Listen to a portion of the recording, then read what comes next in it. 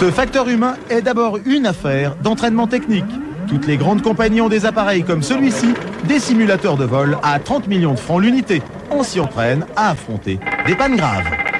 Procédure feu moteur 4. Les pilotes des grandes compagnies occidentales en font 8 heures par an. La législation française en impose 4 heures. À 10 000 francs la séance, il n'est même pas sûr que toutes les compagnies du monde puissent se le permettre. Mais au-delà de la technique, on demande aujourd'hui aux pilotes d'être plus qu'un as du volant. Un manager de cockpit, ça veut dire quelqu'un qui est capable d'abord d'établir des relations humaines avec son voisin, qui est le copilote, qui ne commence pas à établir une relation d'affrontement avec son voisin ou une relation de rapport de force, même s'il y a un commandant et un copilote, ils sont tous les deux les pilotes de l'avion et il faut qu'ils travaillent en équipe. Il ne faut pas qu'ils travaillent l'un contre l'autre. Aussi fou que cela puisse paraître, cela ne va pas de soi. Un accident comme celui-ci est entièrement dû à une mésentente de l'équipage. Le capitaine est canadien, le copilote est coréen, il parle mal l'anglais. Selon cette transcription des dialogues des pilotes, à 30 mètres du sol, les deux hommes donnent des ordres contradictoires à l'appareil. Pousse ta main, mais pousse-la! Mais qu'est-ce qu'on fout là? On décolle? Non, non! Qu'est-ce que tu fais, mon vieux? Mais arrête! Tu vas nous tuer! Les passagers et l'équipage n'auront eu que quelques secondes pour sortir de l'avion avant qu'il n'explose. Là, le commandant de bord.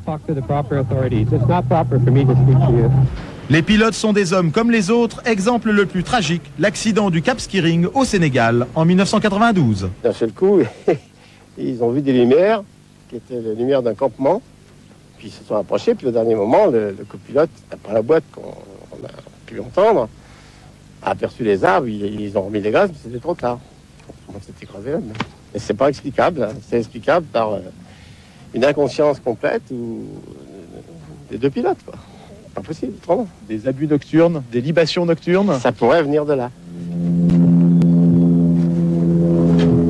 On n'est jamais à l'abri des accidents. Les États-Unis sont un grand pays d'aéronautique, grand constructeur, et c'est un pays où il y a eu des accidents aussi, récemment encore. Absolument. Bon, on pense à American Airlines très récemment en Colombie, par exemple. Il y a eu un accident qui met en cause de façon directe la responsabilité de l'équipage. Ils étaient très peu attentifs. Et finalement, et donc ils se sont déportés à l'extérieur du couloir, et ne sachant plus très bien où ils étaient, ils ont cru qu'ils étaient en finale, ils ont sorti les roues, et puis bon, ils sont partis dans la montagne. De la compagnie American Airlines, réputée une des plus sûres du monde, aux transporteurs exotiques incontrôlés, en passant par le geste criminel, impossible d'oublier le facteur humain. Le risque zéro n'existe pas. À Absheim en Alsace en 1988, cet Airbus d'Air France avait trouvé le moyen de s'écraser devant les caméras de télévision. C'était un vol de démonstration.